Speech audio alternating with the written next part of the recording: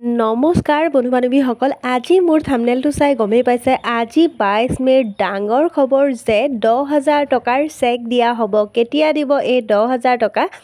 1 June তাৰিখে কি কৰিব? এই 10,000 টকাটো দিয়া হ'ব। তো কোনে কোনে এই টকাটো লাভ নকৰিব, সকলো কথা আমাৰ মুখ্যমন্ত্ৰী ডাঙৰীয়াৰ প্ৰতিবেদনখিনি শুনিলে আপোনালোকে গোটেইখিনি কথা গম পাব। তো বলক দেৰি নকৰাকৈ ভিডিঅ'টো আৰম্ভ কৰোঁ। এইবিলাক কামত 10,000টো খৰচ কৰক। আমি আপোনালোকক ইনকুৱাৰী কৰিম।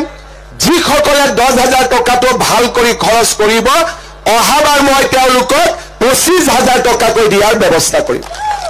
কিন্তু তাতো এটা কথা আছে, যিবিলাকে 3টা বাচ্চা থকাৰ কাৰণে এবাৰ 10টো পালে, অহাবাৰ যদি 4টা বাচ্চা কৰি দিয়ে তেতিয়া কিন্তু 25টো নাপাব। ঠিক কৈছো নে নাই? সেইকাৰণে এইটো কথা মনত ৰাখিব, বোলে 10,000 পালো, ঘৰত আৰু এটা বাচ্চা জন্ম হৈ গ'ল, বাচ্চাত 4টা হৈ গ'ল, 25টো নহ'ব, 50টো নহ'ব। সেইকাৰণে হাজবেণ্ড বিলাকে ভাল কৰি মনত ৰাখিব, যাতে বাচ্চা 3তকৈ ওপৰত নাযায়। ঠিক কৈছো নে নাই? মই এই টকাটো পাব, 10,000ৰ পিছত 25টো পাব, আৰু 25,000টো ভালকৈ খৰচ কৰিলে আমি মহিলাসকলক 50,000 টকালৈকে দিম। আজি আপোনালোকে লিখি লওক।